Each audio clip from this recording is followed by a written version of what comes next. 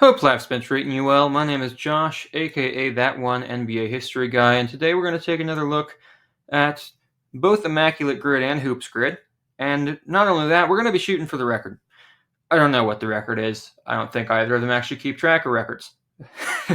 I had a really good score of 2.62 at some point last week, which I'm going to be treating as the record until I see something better. And so I'm just going to be shooting to beat that. And I'll be showing this somewhere on the screen just right about now. So let's get into it. I heard that there was a particularly good seed for the grid this time for Immaculate Grid today. And it does look like that. We have Pacers, Bucks, 5+ assists per game in a qualified season. Sixers, Blazers, and Clippers. All of those teams have been around since at least the 70s. Sixers have been around since the merger. And that's not a very high right side of the grid to aim for. I think we should probably start with that, and we would start with the Sixers. Because the Sixers, you go back far enough, they're the Syracuse Nationals. And so I'm going to be thinking of good assisters for the Syracuse Nationals. You got Larry Costello. He's probably the best known of the three. You got George King. You got Paul Seymour. Seymour being a shooting guard, I feel like makes him a little bit harder to guess in comparison to King. So I'm gonna go for Seymour, one of my favorite players. I think that they'd both be very good ones. Ooh, 0.01. Goodness gracious. That is a good start. That is a really good start, especially for the right side. Paul Seymour was a great, great player and a really solid coach, too. He's the coach who was caught up in the whole Cleo Hill thing with the St. Louis Hawks. Morally speaking, on the right side of that whole issue. Let's look. Blazers, there's a few candidates. I'm going to go right down to the Clippers for, obviously it's the same sort of situation. They used to be called the Buffalo Braves.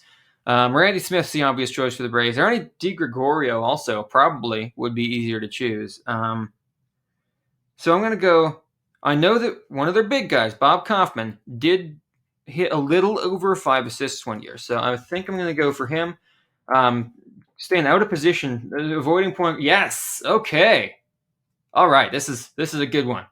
Avoiding point guards for an assist one seems like the right move, although I'm not sure it necessarily is here with the Trailblazers.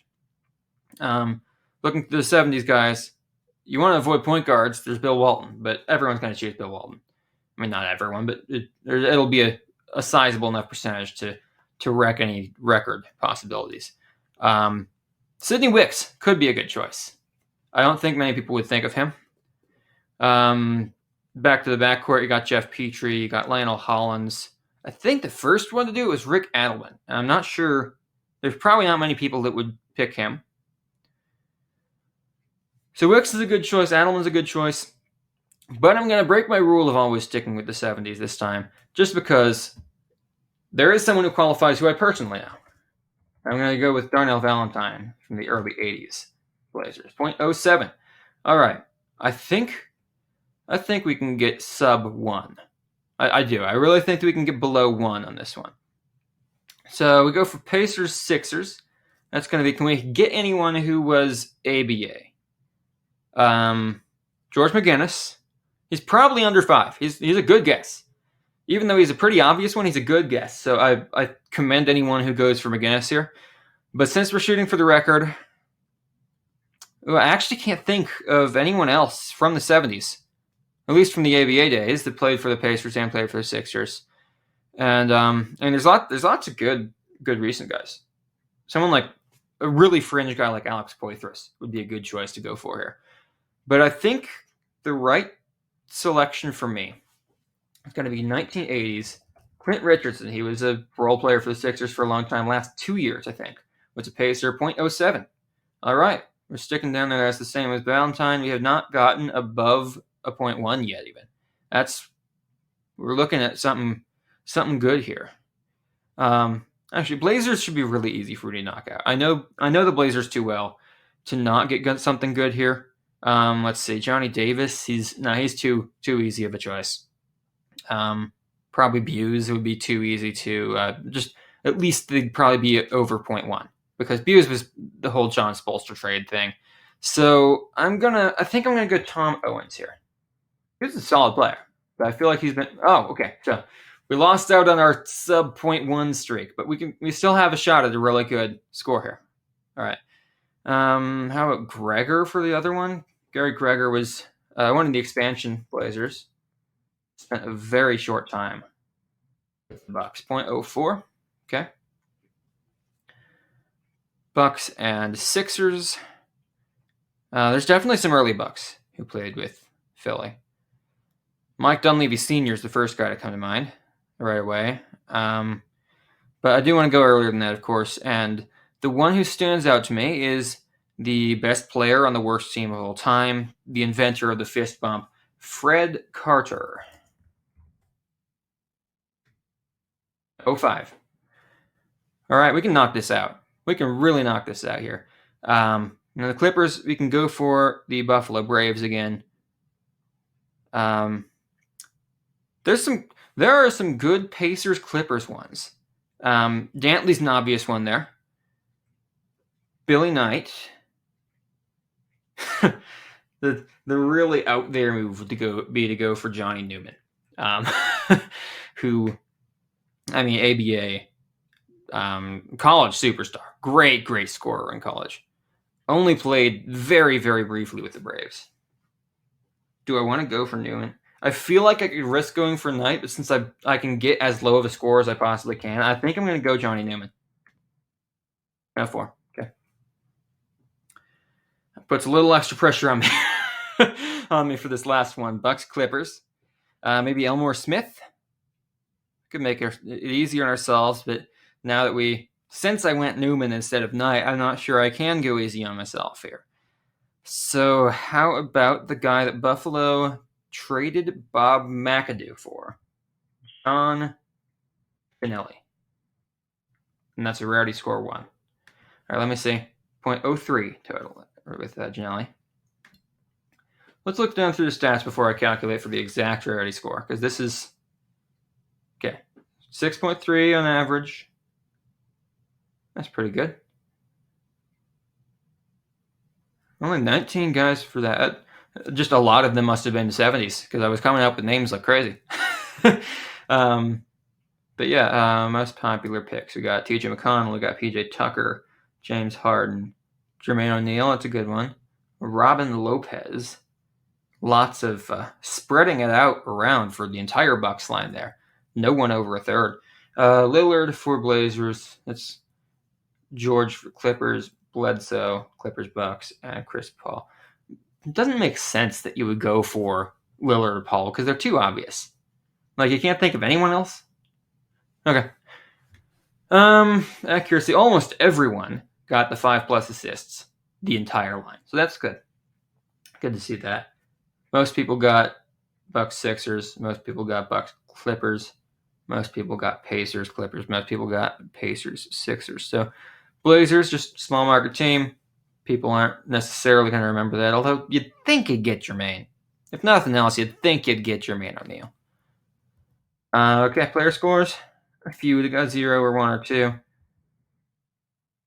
Most got them all, though. Pretty evenly spread of 5 through 9, I suppose. So let's click out of the summary and just do a quick calculation for exactly what it is, since they don't actually have a precise score. 0.08, 0.13, 0.14, 0.34, 0.38, 0.45, 0.5, 0.53, 0.55 total. That, I am exceedingly happy with a 0.55 total. I'm not sure how possible that is to beat.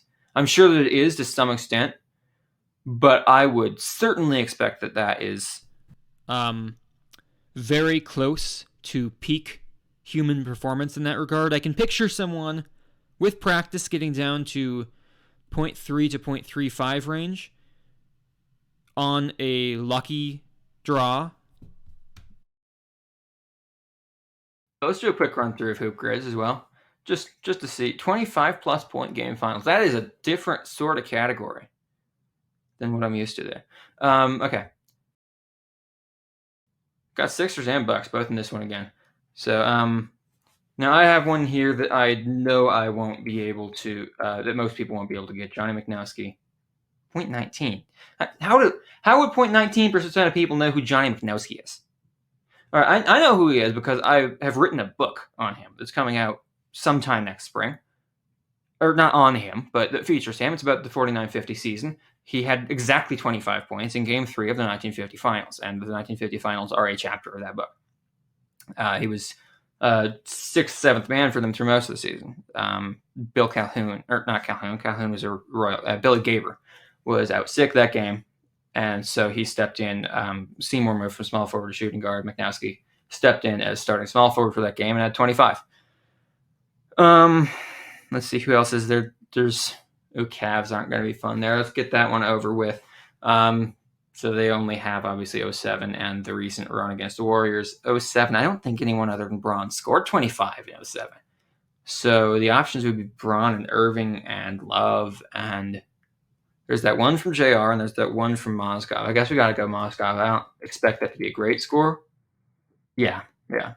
All right, so this can't even keep it in single digits this time. Bucks, the main three of the last one, that's too obvious. So the Alcindor title, obviously Abdul-Jabbar and Oscar are going to be chosen by a lot of people. So Dandridge is probably the one that'll be a bit lower. Yeah, okay. Yeah, this is just a one where you can't do much with it. I would be definitely a little disappointed with this one if I hadn't just had that incredible score with the Immaculate Grid, which frankly I do think is the better version of the game anyways, because of what I'm going to get into with the Kings Sixers one. My top choice with this would automatically be Mike Novak, who one of the guys who's the reason why goaltending is a thing. But he spent some time with the Rochester Royals in 1949-50. He spent some time with the Syracuse Nationals in 53-54, I believe it was. But this game, last I checked at least, does not have the Rochester Royals count as the Kings, which is weird and bad. So instead of that, let's go with the obvious old school choice of Johnny Green. He crosses over so many of these. What? 0.01. I'm always surprised by him being very low. I think that's the lowest I've ever seen him at. I don't think he's ever been that low for me. That's crazy. Should we just go fast on these? Because, I mean, this is obviously an Oscar. Because we already can't get a good score. Oscar's the one they want you to go for. I'll go Guy Rogers. Guy Rogers is 0.03. Wow. Whenever you have low scores on the right-hand side, as long as you can get some like second and third tier guys from a long time ago. Let's get the Denver GM in there, Calvin Booth. Not too long ago. Yeah, 0.17. Cool. Brewer. Wesley, and let's end it with Tony Campbell after that.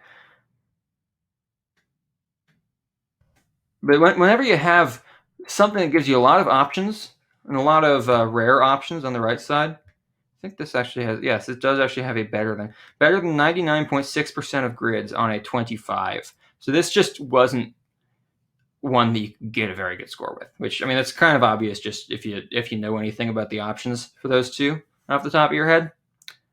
So 25.58, that's honestly, that might be the worst score I've gotten. But Immaculate Grid, and you go back to that, and that actually says rarity score of 0 now. Did it not save it, or did it go down since then? I'm confused now. No, those are all the same numbers, I think. No, Janelli's different. Okay. So I'm going to add this up again because it is slightly different from when I was playing it like a minute ago. 0.07, 0.12, 0.13, 0.33, 0.37, 0.44, 0.48, 0.50, 0.52. Okay, so 0.52, that's my official personal best. I'll see if I can reach out to a guy I know at Sports Reference and see if that's the lowest that there is at all, if they keep track of that. Because that's, I mean, I didn't even have to go super fringe. And I didn't have to go super fringe with the 2.62 last week either. So that's, I mean, you can beat me. 0.55 is not the lowest you can go. I think that it's definitely possible to get maybe half of that, just depending on luck. And I mean, if anyone wants to go for beating that score, I think that's absolutely within the possibility of what you can do. I obviously have spent more time studying sports history than the vast majority of people, than possibly anyone. But it's to some extent down to luck. You don't expect someone like Tom Owens to be a 0.2. I mean, that 0.2 there is about 40% of my score. And so if someone were to do something similar to me, but just not choose Tom Owens and get, maybe it turned out that Don Buse would have been a better choice for that. Maybe it turned out Johnny Davis would have been a better choice for that. I mentioned both of them. I would not be surprised if they were both under the score that I had there. And so 0.52, very, very happy with that. Very. I don't know what to say beyond that. I was aiming for under 2.62, and I crushed that. So I'll let you know if I hear back from the guy at Sports Reference that I know, if I hear that this is the record, because that would be great. I mean, it's not really an accomplishment in any real way, but it would just be kind of fun to have, and it would be a good like a good way to just have proof that I know this stuff better than the vast majority of people do. So I'll be back on here uploading at some point, maybe next week. We'll see. Until then,